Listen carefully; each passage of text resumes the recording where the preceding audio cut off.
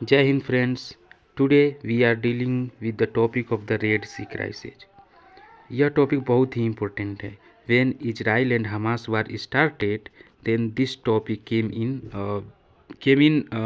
effect like Red Sea crisis started.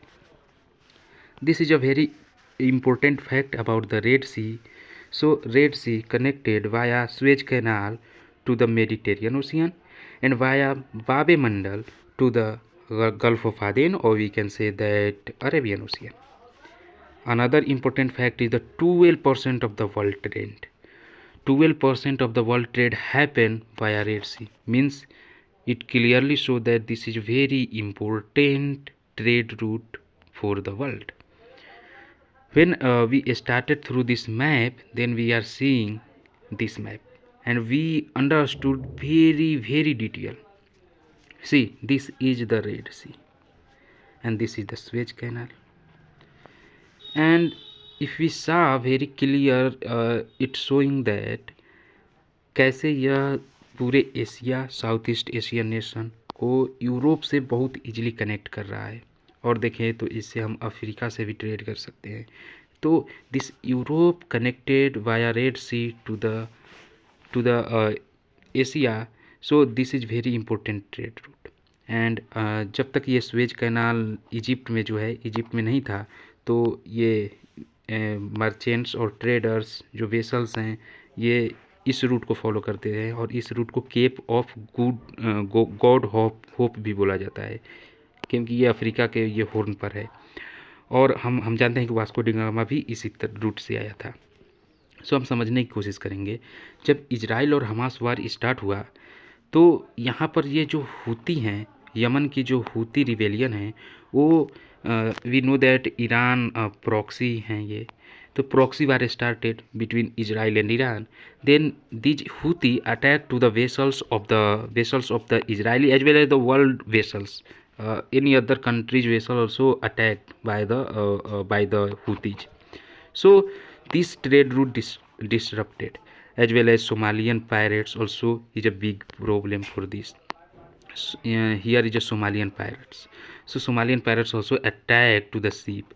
So that's why many of the vessels started to follow this path, and due to this world trade affected.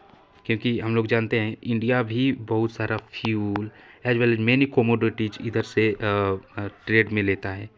और जब यह root affect हुआ तो सारे vessels इस तरह से आने लगे. मोस्ट ऑफ द वेसल्स इस पाथ को फॉलो करने लगे, जिसकी वजह से यहाँ फ्यूल प्राइस इंक्रीज हुआ, क्योंकि यहाँ ज़्यादा फ्यूल लगेगा, टाइम ज़्यादा लगेगा, जिसकी वजह से प्राइसेस इंक्रीज हो गए और इसका इफेक्ट पूरे वर्ल्ड पर पड़ा. नेक्स्ट हम समझने की कोशिश करेंगे तो हम रेड सी क्राइसिस को डिटेल में पढ़ेंगे. तो Red Sea crisis started in October 2023 when Israel versus Hamas started.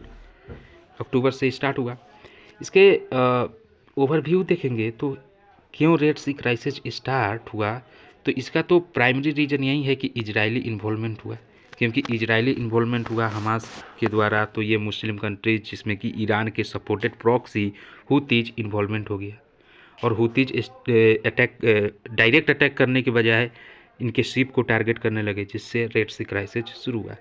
International involvement ये भी ऑल्सो इम्पोर्टेंट रीज़न है, क्योंकि यहाँ यूएस के बहुत सारे शिप्स भी डिप्लॉयड हो गए. तो इन सारे रीजन से ये ट्रेड रूट जो अभी मैंने डिस्कस किया, जो ये ट्रेड रूट है, ये ट्रेड रूट डिसरप्ट हो गया. This trade route disrupted and due to this many of them started to taking this Cape of Good Hope path को स्टार्ट कर दिए, एंड जिसकी वजह से रेड सी क्राइसिस स्टार्ट हो गया. इसका इम्पैक्ट में देखें तो ह्यूमैनिटेरियन इम्पैक्ट हुआ. ह्यूमैनिटेरियन इम्पैक्ट लाइक डेफिनेटली वार में बहुत सारे लोग मरे. उसके साथ साथ जब प्राइसेज इंक्रीज हो गई तो बहुत सारी कंट्रीज की इकोनॉमी डिक्रीज करने लगी. इवन इंडिया पर भी इसका इफेक्ट पड़ा. आगे देखते हैं तो इम्पैक्ट को अगर डिटेल में देखते हैं तो रेड सी क्राइसिस द्वारा देखो फ्रेट रेट इंक्रीज होगा. वहीं फ्रेट रेट जो कि माल को गुड्स को एक जगह से दूसरी जगह ढोने वाला जो रेट है वो इंक्रीज हो गया, जिससे कि प्राइसेज का भी जो कोमोडिटीज़ की प्राइसेज है वो भी इंक्रीज हो जाएंगी। फिर देखोगे इसके रिस्पॉन्स में नेवल रिस्पॉन्स हुए, जैसे कि यूएस ने ऑपरेशन लॉन्च किया, यूएस सील्स जो नेवी है उनकी प्रोस्पेरिटी गार्जियन, जिससे कि इस रूट को बचाया जा सके, रेड सी क्राइसिस को बड़े रूप लेवल तक पहुंचने से पहले ही रोकने की कोशिश करने लगे। इसका डिटेल में अगर देखेंगे इम्पैक्ट तो इंडिया के कंटेक्स्ट में, तो देखो इंडिया का इस रूट से 20% ट्रेड होता है और ये 20% इफेक्ट हुआ था।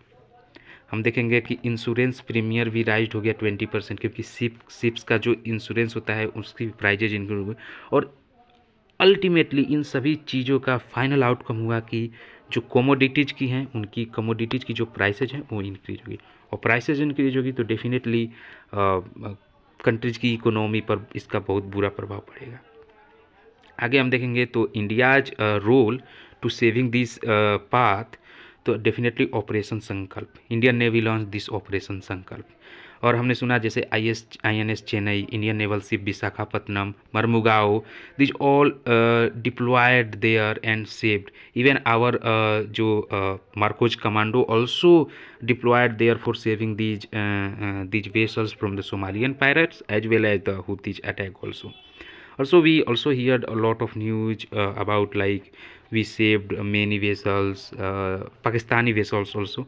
So this is our contribution to saving this Red Sea route. Another is anti-piracy operation. I earlier told you this operation Sankalp is basically nothing. It is anti-piracy operation. Another drone and missile strike. Yes, हम लोगों ने drone की भी help ली, हमने direct mission भी launch किया with the help of our MARCOS commando. So ये सब आवर कंट्रीब्यूशन हुआ, जिसकी वजह से आज अभी खुद बहुत हद तक ये रेड सी क्राइसिस स्टॉप हुआ है, but situation is not very calm. So आगे जो अपडेट आएंगे उसके अनुसार मैं वीडियो बनाता रहूँगा।